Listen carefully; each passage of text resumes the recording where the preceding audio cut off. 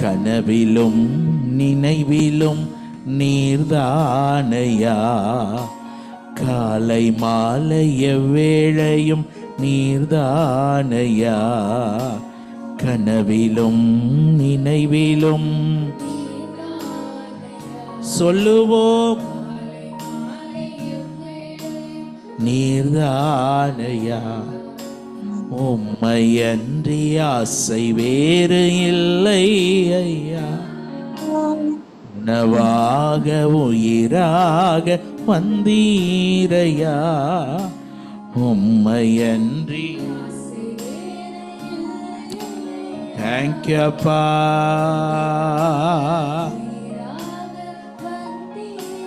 ராஜாவே ராஜாவே இயேசு ராஜாவே, என் இதயத்திலே மலர்ந்து விட்ட ரோஜாவே, ராஜாவே இயேசு ராஜாவே, என் இதயத்திலே என் ஜீவனுள்ள நாட்களெல்லாம் நீர் எனக்கு போதுமையா, நீர் எனக்கு போதுமையா, நீங்க போதும் எனக்கு, போதும் நீங்க போதும், நீங்க போதும், நீங்க போதும் எனக்கு.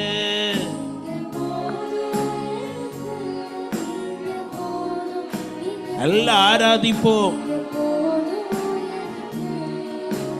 அற்புதம் செய்யுங்கப்பா எங்க வாழ்க்கையில, உம்மை தான் நம்பி இருக்கோ ஏசப்பா, எங்க வாழ்க்கையில உம்மை தான் உம்மை தான் நம்பி இருக்கின்றோம், உம்மையன்றி இல்லையப்பா, உம்மைத்தான் ஜீசஸ், இல்லையப்பா, நீங்கதான் ஏதாவது செய்யணும் என்று எதிர்பார்த்து காத்து நிற்கிறோம்,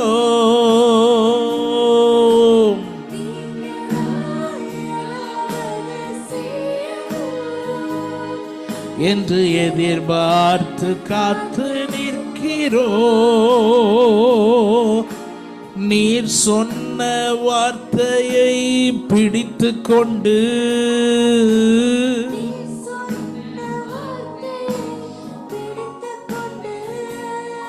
உங்க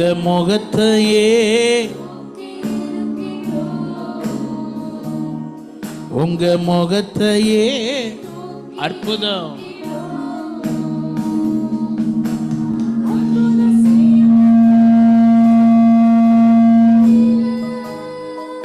உம்மைத்தான் நம்பி இருக்கோ ஏசப்பா, எங்க வாழ்க்கையில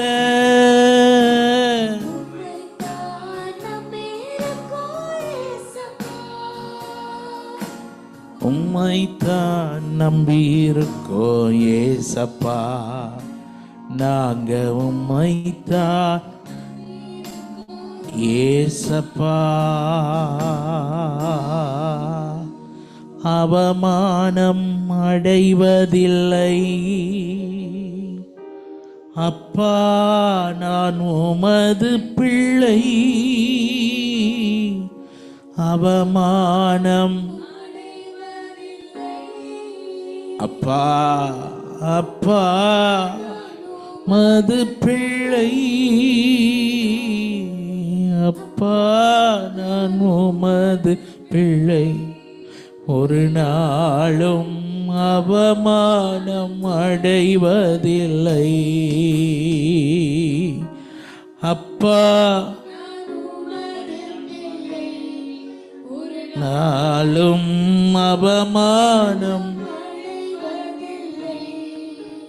கண்கள் நீதிமானை பார்க்கின்றன, செவிகள் மன்றாட்டை கேட்கின்றன.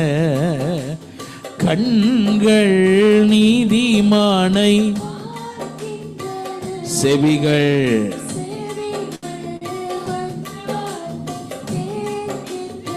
இடுக்கண் இடுக்கண் நீக்கி விடுவிக்கின்றீ. ஒவ்வொரு பிள்ளைகளும் உங்க சமூகத்தை அனுபவிக்கட்டும். இறுதி வரை நடத்தி செல்வீர். சொல்லுவோம். அவமானம் அடைவதில்லை. அப்பா காட்ஸ் கொடுப்பா. ஓ அவமானம் ஜீசஸ் சிக்கபல கந்தரபல. ஓ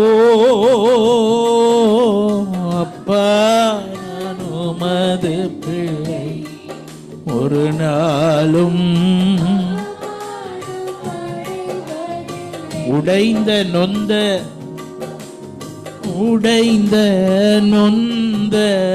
உள்ளத்தோடு கூடவே இருந்து பாதுகாக்கின்றீர்.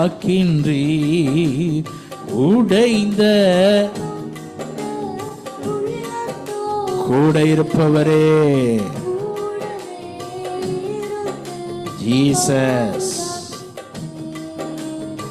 அநேக துன்பங்கள் சேர்ந்து வந்தாலும்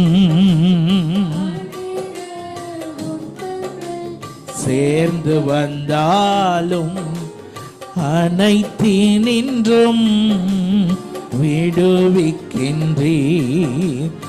அனைத்தினின்றும் நீர் விடுவிக்கின்றீர். அவமான கைகளை அசைத்து சொல்லுவோமா? அப்பா நான் உமது பிள்ளை,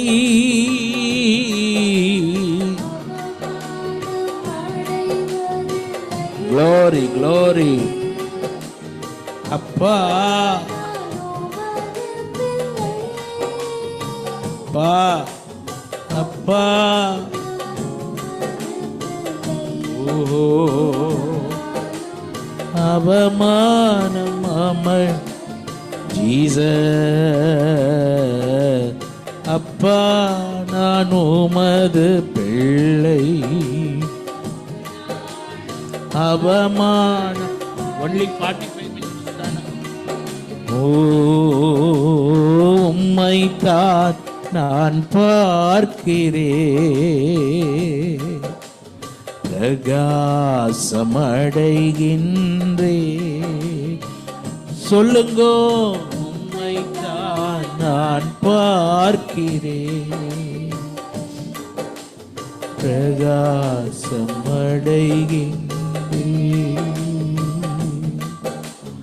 உம்மை நோக்கி பார்த்து பிரகாசமானேன் ஐயா, நான் வெட்கப்பட்டு போவதில்லை.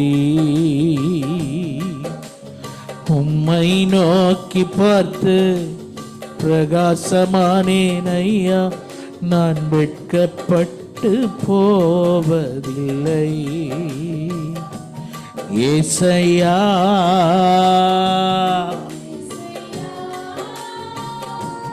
ஏசையா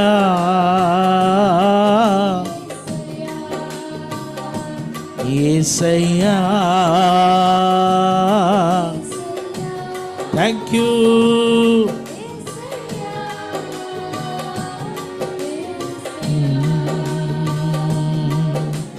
துதிக்கிறோம் துதிக்கிறோம் எங்கள் தேவனே.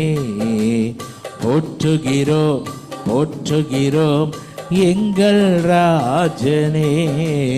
துதிக்கிறோம் துதிக்கிறோம் போற்றுகிறோம் போற்றுகிறோம் போற்றுகிறோம் எங்கள் ராஜனே. உம்மை முழு உள்ளத்தோடு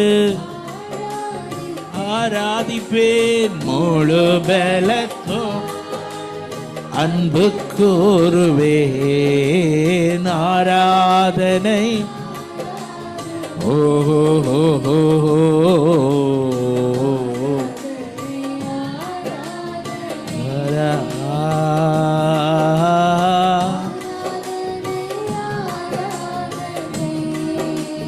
தேங்க்யூ. தேசங்களை கடந்து உம்முடைய மகிமை நிரப்பட்டும். ஏசையா ஆரா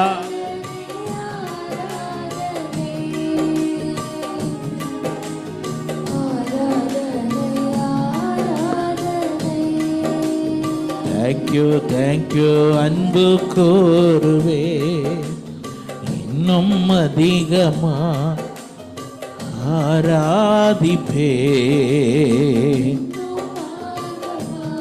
உம்மை முழு உள்ளத்தோடு ஜீசஸ் முழு பலத்தோடு ஆராதனை ஆராதனை ஆராதனை. ஏசையா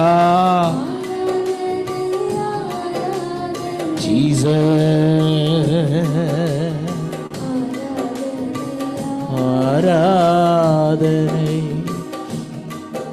அன்பான தேவனுடைய பிள்ளைகளே, கர்த்தருடைய பிரசன்னத்திற்காக நாம் அவருக்கு நன்றி செலுத்துவோம். கர்த்தர் நல்லவரும்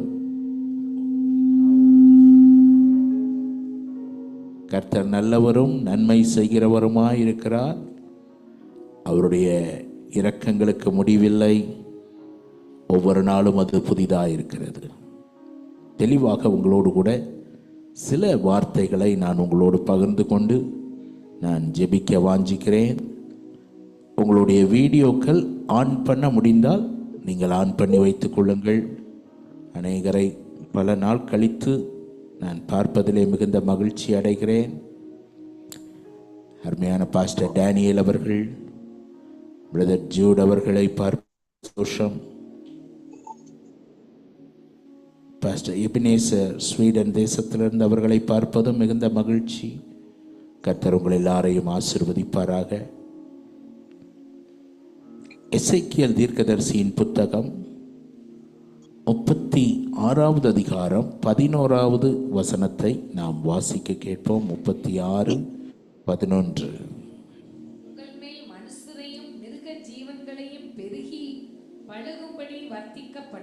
உங்கள் மேல் மனுஷரையும் மிருக ஜீவன்களையும் பெருகி பழுகும்படி வர்த்திக்க பண்ணுவேன். பூர்வ நாட்களில் நீங்கள் இருந்த நிலைமையில் நான் உங்களை ஸ்தாபித்து உங்கள் முந்தின சீரை பார்க்கிலும் உங்களுக்கு நற்சீர் உண்டாகச் செய்வேன்.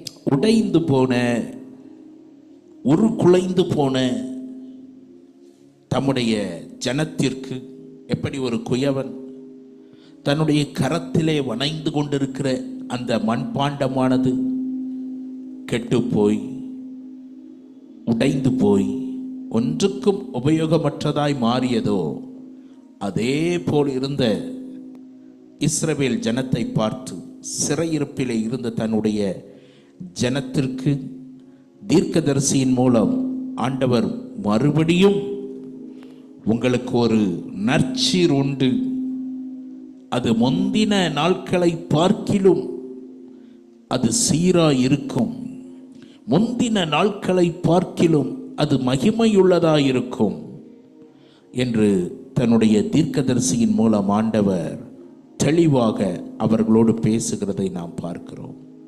என் அருமையான தேவனுடைய பிள்ளைகளே, ஒருவேளை கடந்த கால அனுபவங்களை விட இந்த நாட்களிலே நான் மிகவும் சோர்ந்து போய் நான் பின்வாங்கி என்ன செய்ய வேண்டும் என்று தெரியாமல் எங்கோ ஒதுங்கி நிற்கிறேன் என்று நீங்கள் சொல்வீர்களானால், உங்களுக்காக ஆண்டவர் இந்த அற்புதமான வார்த்தையை தருகிறார் என்று நான் சொல்வேன். உனக்கு முந்தின சீரை பார்க்கிலும் நற்சீர் உண்டாகச் செய்வேன். கரைகளை உயர்த்தி ஆண்டவருக்கு நல்ல மகிமை செலுத்தலாம். இன்னும் களிப்பின் சத்தமும் மணவாளனின் சத்தமும் மணவாட்டியின் சத்தமும் சேனைகளின் கர்த்தர் பரிசுத்தர் என்று முழங்குகிற சத்தமும் உன்னுடைய கூடாரத்திலே ஒலிக்க பண்ணுவேன் என்று சொன்ன கர்த்தருடைய வார்த்தை உங்கள் வாழ்க்கையிலே நிறைவேறுவதாக.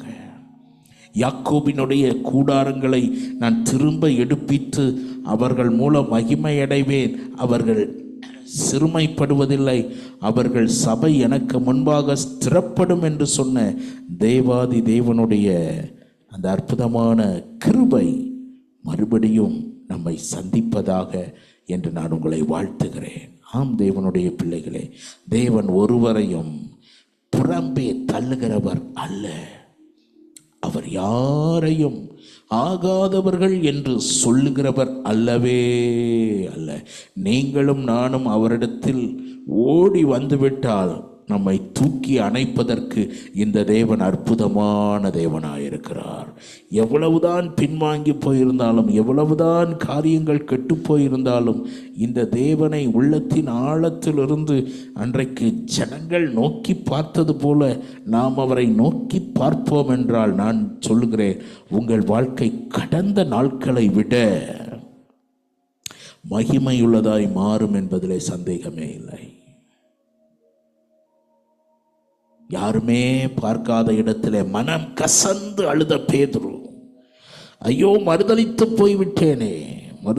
போய்விட்டேனே என்று துவண்டு போனவன் என்ன செய்வதென்றே தெரியவில்லை. ஆனால் அவனுடைய இருதயத்தை தேவன் பார்த்தார். அவனுடைய உடைந்த உள்ளத்தை கர்த்தர் பார்த்தார். நடந்தது என்ன? அவனை தேடி சென்றார். பேதுருவை தேடி சென்று அவன்கிட்ட போய் கேட்கிறாரு, நீ என்னை நேசிக்கிறாயா? நம்மளா இருந்தா என்ன செய்வோம்? துரத்தியே விட்டுருவோம். யூதாசாது இவர் தான் காட்டி கொடுத்தான்ப்பா, நீ 3 வருஷம் கூடையே இருந்து சாப்பிட்டுட்டு என்னை யாருன்னே தெரியாதுன்ட்டியன்னு பேதுருவை துரத்தியே விட்டுருப்போம். துரத்தப்பட வேண்டியவர்களையும் தூக்கி சிங்காசனத்தில் வைக்கிறவர் இந்த அற்புதமான தேவனவர்.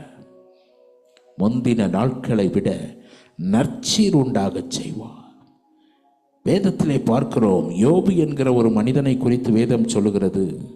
42வது அதிகாரம் 12வது வசனத்தை வாசிக்க கேட்போம். யோபுவின் புத்தகம் 42:12. கர்த்தர் யோபின் முன்னிலைமையை பார்க்கிலும் அவன் பின்னிலைமையை ஆசீர்வதித்தார். போதும், அவனுடைய முந்தின நாட்களை விட பிந்தின நாட்களை தேவன் ஆசீர்வதித்தார். என் அருமையான தேவனுடைய பிள்ளைகளே, நீங்கள் பல யோசனையோடு கூட காத்திருக்கலாம். என் கடந்த காலத்தை போலவே இந்த 2026வது ஆண்டையும் நான் கழிக்க நேரிட வேண்டுமோ, அல்லது இதுவும் அப்படியே போராட்டத்தால், பிரச்சனைகளினால், தோல்வியினால் துவண்டு போய்விடுமோ? அல்ல, நீங்களும் நானும் ஆராதிக்கிற ஆண்டவர் முந்தின நாட்களை விட உன்னுடைய நாட்களை சிறப்பாய் மாற்றுகிறவர். விசுவாசிக்கிறவர்கள் கரங்களை உயர்த்தி ஆண்டவருக்கு மகிமை செலுத்தலாம். அவனுடைய துன்பம் மகா கொடிய துன்பம், அவனுடைய துக்கம் மகா பெரிய துக்கம் என்று சிநேகிதர்கள் எல்லாரும் பார்க்கிறார்கள். ஒரு காலத்தில் ராஜாவாய் வாழ்ந்தவன் இப்பொழுது சாம்பலிலே உட்கார்ந்து கொண்டு அவனுடைய வேலைக்காரர் கூட அவனை மதிப்பதில்லை. அந்த நிலைக்கு தள்ளப்பட்டு விட்டான். இன்னும் என்னெல்லாமோ சொல்லி புலம்புகிறான். என்னிலும் இள வயதுள்ளவர்கள் என்னை பரியாசம் பண்ணுகிறார்கள். என் முகத்துக்கு முன்பாக துப்ப கூசாதிருக்கிறார்கள் அப்படின்னு சொல்லி யோபு பேசுகிற வார்த்தைகள் எல்லாம் பயங்கரமானது. அவர்களுடைய அந்த ஜனங்களை என்னுடைய தோட்டத்துக்கு வேலைக்காரர்களாய் வைக்கக்கூட நான் வெட்கப்பட்டிருப்பேன் என்று, நாய்களோடு வைக்கக்கூட வெட்கப்பட்டிருப்பேன் என்று, அவ்வளவு அவனுடைய பார்வையிலே எளிமையாய் இருந்தவர்கள் கூட இப்பொழுது அவனை என்ன செய்கிறார்கள் என்றால் நிந்திக்கிறார்கள். அவனுடைய துக்கம் மகா கொடிய துக்கமாய், சரீரம் முழுவதும் வியாதி, உச்சந்தலையிலிருந்து உள்ளங்கால் வரைக்கும் கொடிய பருக்கள், சரீரமெல்லாம் வெடித்து போய் நாற்றமெடுத்த நிலை. மனைவியே சொல்லுகிறா, ஏயா உயிரோட இருக்க? அந்த அம்மா தான் வாழ்விலும் தாழ்விலும் சுகத்திலும் துக்கத்திலும் எல்லாம் சொல்லிதான் கைப்பிடிச்சாங்க. ஆனா துன்பம் வந்தது மாறிட்டாங்க, அவ்வளவுதான். எல்லாம் மாறி போகும். உடைந்த பாத்திரமாய் அமர்ந்திருந்த அவனுடைய வாழ்க்கையை குறித்து தான் நாம் பார்க்கிறோம். அவனுடைய முந்தின நிலையை விட பிந்தின நிலையை கர்த்தர் ஆசீர்வதித்தாரா. கரங்களை உயர்த்தி ஆண்டவருக்கு நல்லா நன்றி சொல்லுவோம். முந்தின நிலையை பார்க்கிலும், முந்தின சீரை பார்க்கிலும் நற்சீர் உண்டாக செய்கிற தேவன். எல்லாமே போயிட்டு இழந்து இழப்பு. நான் சொல்லுகிறேன், ஒரு நொடி போதும் ஆண்டவருக்கு அத்தனையும் திருப்பி தருவதற்கு. ஒரு நொடி போதும். அவர் சர்வ வல்லமையுள்ள தேவன். அவரால் கூடாத காரியம் ஒன்றுமே இல்லை. கரங்களை அசைத்து ஆண்டவருக்கு நல்லா நன்றி சொல்லுவோம். அவரால் கூடாத காரியம் ஒன்றுமே இல்லை. அப்ப இந்த யோபு இப்படி மகா கொடிய துக்கத்திலையும் அவன் எப்படிப்பட்டவனாய் நடந்தான், அதை மாத்திரம் நான் உங்களுக்கு ஒரு 3 குறிப்புகளை வசனங்களாக காண்பித்து நான் முடிக்கிறேன். 1வது அதிகாரம், யோபுவின் புத்தகம் 1வது அதிகாரம் 1:21 வாசிக்க கேட்போம். தேசத்திலே 1:21. நிர்வாணியாய் என் தாயின் கற்பத்திலிருந்து வந்தேன், நிர்வாணியாய் அவ்விடத்துக்கு திரும்புவேன். கர்த்தர் கொடுத்தார், கர்த்தர் எடுத்தார், கர்த்தருடைய நாமத்துக்கு ஸ்தோத்திரம். இல்ல கவனிங்க, மகா கொடிய துக்கத்திலையும் அவன் வாயிலிருந்து வருகிற வார்த்தை ஸ்தோத்திரம். நீங்கள் குறிக்கிறவர்கள் குறித்துக் கொள்ளுங்கள், துன்பத்திலும் துதிக்கிறவன் இந்த யோபு. நமக்கு எல்லாம் நல்லா இருக்கும் போதே வாயில துதி வரமாட்டுக்கு. ஆனா இவனுக்கு 10 பிள்ளைகளும் போய்விட்டார்கள். சொத்துக்கள் எல்லாம் இழந்த நிலையிலையும் அவன் சொல்கிறான், கர்த்தருடைய நாமத்திற்கு ஸ்தோத்திரம். துதிப்பேன் துதிப்பேன் துதித்துக் கொண்டே இருப்பேன், துதிப்பேன் துதிப்பேன் துதித்துக் கொண்டே இருப்பே, என்றும் ஆனந்தம்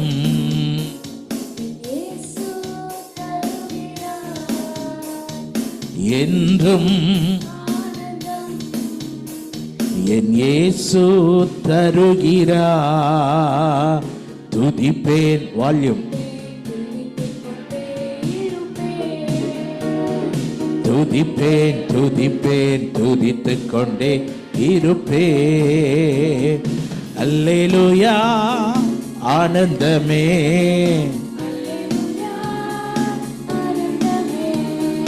அல்லேலூயா, சந்தோஷமாய்.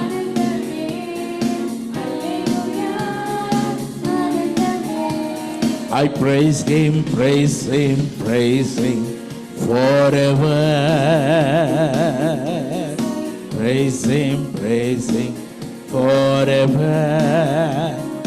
Happiness forever. My Jesus gives to me happiness. My Jesus, I praise him. Praise him forever. Hallelujah, praise the Lord. Hallelujah, praise the Lord. Hallelujah, praise the Lord.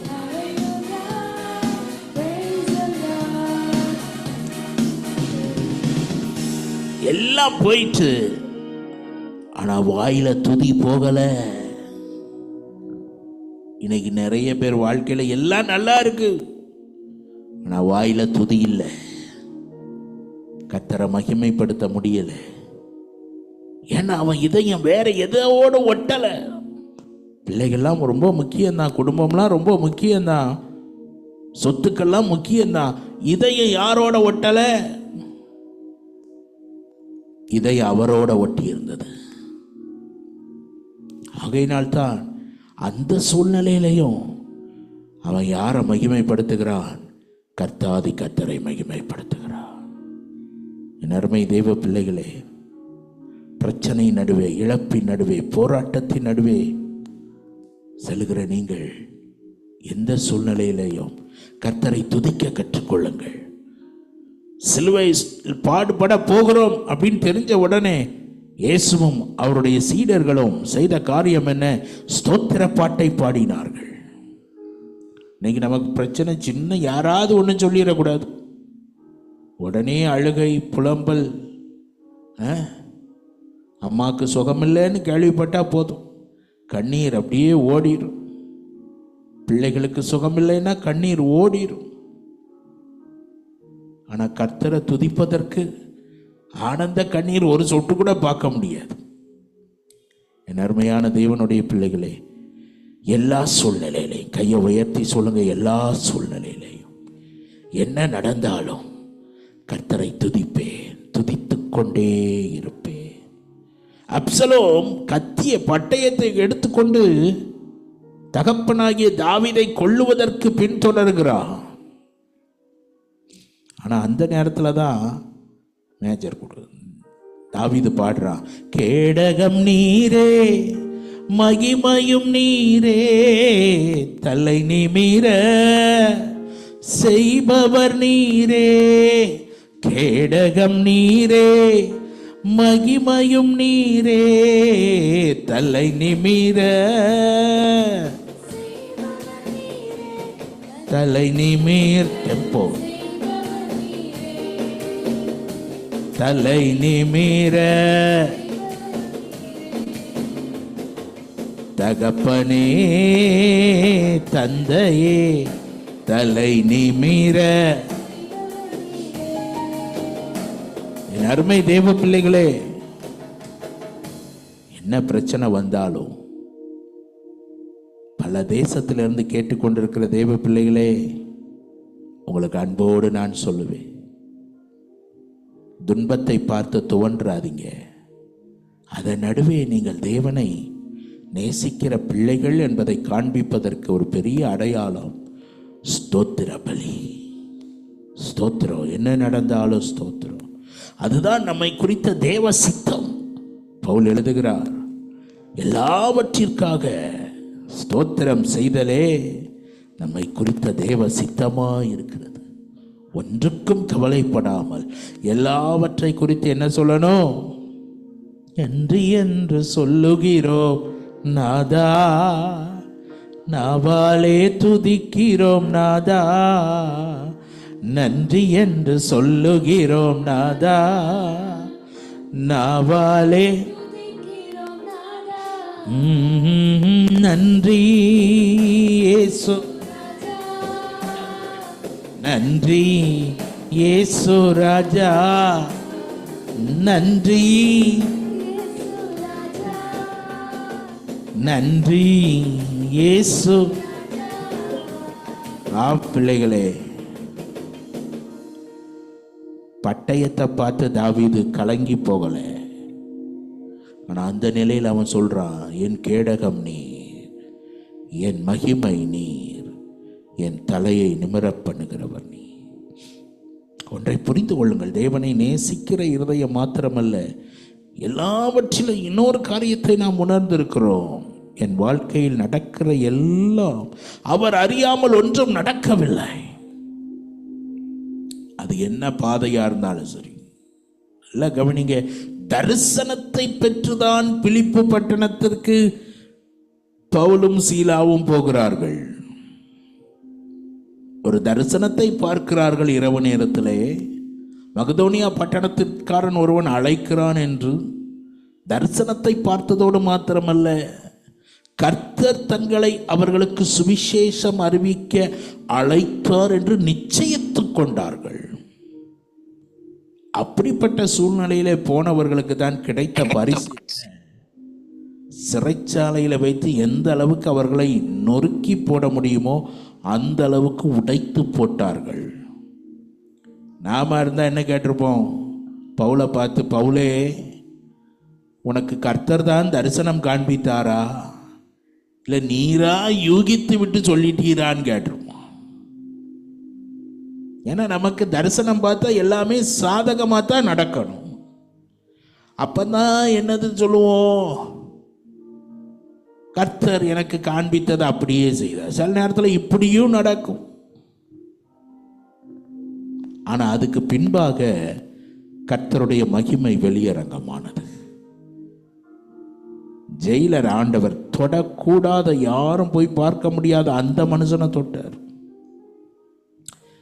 ஆனா இவங்க செய்த காரியம், ரெண்டு பேரும் ஒருத்தர் குறை சொல்லாம அவங்க செய்த காரியம், துதி எடுத்தா சாத்தான் ஓடுவா, போடு முறுமுறுத்தா திரும்பி வருவா, துதி எடுத்தா சாத்தா ஓடுவா, முறுமுறுத்தா திரும்பி வருவா, துதித்து பாடி மதிலை இடிப்போம், மகிழ்ந்து பாடி எரிகோ பிடிப்போம், துதித்து பாடி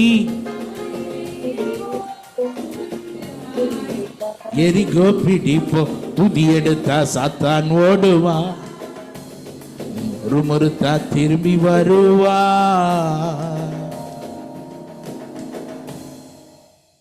அஸ்திபாரங்கள் அசைந்தது. இன்னைக்கு கணவர் ஒன்று சொன்னா மனைவி ஒன்று சொல்றது, மனைவி ஒன்று சொன்னா அங்க ஒரு மனம் இல்லை. ஒரு மனம் இருந்தாதான் துதி வரும். பாஸ்டர் ஒன்று சொன்னா விசுவாசிகள் ஒன்று, விசுவாசிகள் ஒன்று சொன்னா பாஸ்டர் ஒன்று.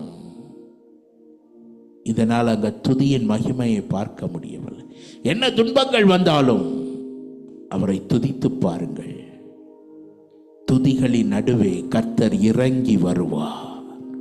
அதான் பெரிய அற்புதம். இன்னைக்கு துதித்தா அற்புதம் நடக்கும், அடையாளம் நடக்கும், எல்லாம் நடக்கும், இல்லைன்னு இல்லை. ஆனா பெரிய அற்புதம் என்னன்னா, துதிகளின் மத்தியில் அற்புதரே இறங்கி வருவார். இது அநேகர் இன்னைக்கு புரிந்து கொள்றது இல்லை. ஏதோ துதிக்கிறது பாடுறது சும்மா நினைக்கிறாங்க. அல்ல, நீ அவரை முழு உள்ளத்தோடு ஆராதிக்கும் போது, துதிக்கும் போது அவர் உன் நடுவே இறங்கி வந்து விடுகிறார், உன் அருகிலே வந்து விடுகிறார். அதான் ஒரு தேவ மனிதன் சொல்றார், ஜெபிக்கிறவன் தேவனிடத்திலிருந்து பதிலை கொண்டு வருகிறான், ஆனால் துதிக்கிறவன் தேவனையே கொண்டு வருகிறான். அற்புதமான வார்த்தை அது. ஜெபிக்கும் போது தேவனிடத்திலிருந்து பதிலை பெறுகிறோம், ஆனால் துதிக்கும் போது பதிலை கொடுக்கிற தேவனையே நம் மத்தியிலே கொண்டு வந்து விடுகிறோம். இன்னைக்கு அநேகர் இதை உணர்ந்து கொள்வதில்லை. இரண்டாவதாக இந்த யோபுவினிடத்தில் காணப்பட்ட காரியம், முதலாவது துன்பத்திலும் துதிக்கிறவன், இரண்டாவது துன்பத்திலும் விசுவாசம் உள்ளவன். 23வது அதிகாரம் 14வது வசனத்தை வாசிக்க கேட்போம். எனக்கு குறித்திருக்கிறதை அவர் நிறைவேற்றுவார், இப்படிப்பட்டவைகள் இன்னும் அநேகம் அவரிடத்தில் உண்டு. எனக்கு குறித்ததை நிறைவேற்றி முடிப்பவர் நீரே, ஐயா நீரே, எனக்காக யாவையும் செய்து முடிப்பவர் ஐயா நீரே, எனக்கு குறித்ததை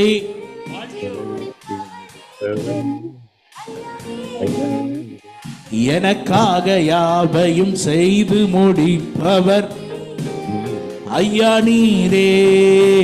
அப்பா உமக்கு ஸ்தோத்திரம், ஸ்தோத்திரம்.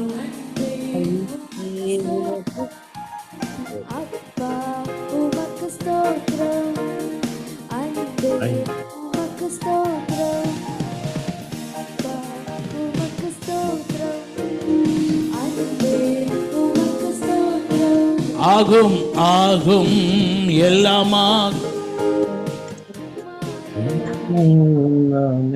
ஓ ஆகும் எல்லாமாகும். எல்லாம் இழந்த சூழ்நிலையிலையும் அவன் வாயிலிருந்து துதியும் ஓயல, விசுவாச வார்த்தைகளும் ஓயவில்லை. துன்பத்தின் மத்தியில் துதித்தான், துன்பத்தின் மத்தியில் விசுவாசித்தான். உலக மனைவியே சொல்ற, எதுக்கியா இன்னும் உயிரோடு இருக்க? ஆனா அவன் சொல்றான், அவர் எனக்கு குறித்திருக்கிறதை நிறைவேற்றுவார். எல்லாம் முடிந்தது போன்ற காரியம் இருக்கலாம், ஆனால் புதிய தொடக்கங்களையும் புதிய ஆரம்பங்களையும் புதிய அத்தியாயத்தையும் தேவன் எழுதுகிறவராய் இருக்கிறார் என்பதை மறந்து போகாதிருங்கள். உங்க வாயிலிருந்து வரட்டும், எனக்கு குறித்ததை அவர் நிறைவேற்றுவார். அவர் சொல்லி இருக்கிறதை அவர் நிறைவேற்றுவார். நிச்சயம் கைவிடவே மாட்டார் என்கிற அந்த நம்பிக்கை இருக்கட்டும். ஏனென்றால் என் மீட்பர் உயிரோடு இருக்கிறார். கைகளை அசைத்து சொல்லுங்க, என் மீட்பர் உயிரோடு இருக்கிறார், என் மீட்பர் உயிரோடு இருக்கிறார். இந்த ஜூம் டைமிங் இன்னும் எனக்கு 3 நிமிடம் காண்பிக்கிறதுனால அதுக்குள்ள நான் சொல்லி முடிக்கிறேன். துன்பத்திலும் துதிக்கிறவன், துன்பத்திலும் விசுவாசி உள்ளவன். இறுதியாக 42:6 வாசிக்க கேட்போம். ஆகையால் நான் என்னை அருவருத்து தூளிலும் சாம்பலிலும் இருந்து மனஸ்தாபப்படுகிறேன் என்றான். 3வது வசனம், அறிவில்லாமல் ஆலோசனையை மறைக்கிற இவன் யார்? ஆகையால் நான் எனக்கு தெரியாததையும் என் புத்திக்கு எட்டாததையும் நான் அறியாததையும் அழைப்பினேன் என்கிறேன். அழைப்பினேன், தெரியாம பேசிட்டேன். என்ன அர்த்தம்? துன்பத்தின் மத்தியிலேயும் தன்னுடைய குறைகளை பார்த்து மனம் திரும்புகிறான்.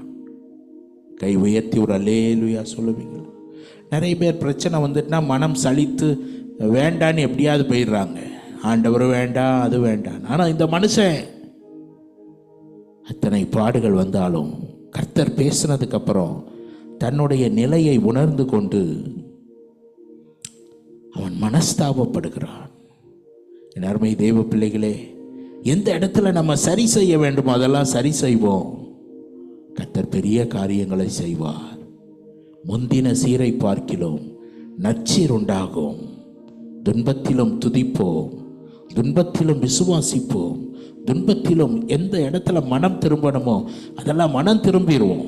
யாரோடு உறவுகள் சரி செய்யப்படணுமோ அதெல்லாம் சரி செய்யப்படுவதற்கு நாம் விட்டு கொடுப்போம். கர்த்தர் நம்மை ஆசீர்வதிப்பார். இருக்கிற இடத்துல கண்களை மூடி, அப்பா என்னை முழுவதும்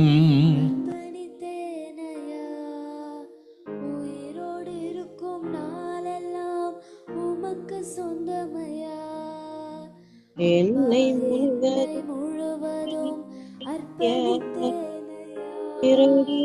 உயிரோடு இருக்கும் நாளெல்லாம் உமக்கு சொந்தமையா அர்ப்பணித்தேன். நான் அர்ப்பணித்தேன். நான் என் ஆவி ஆத்மா சரீரம் அர்ப்பணித்தேன்.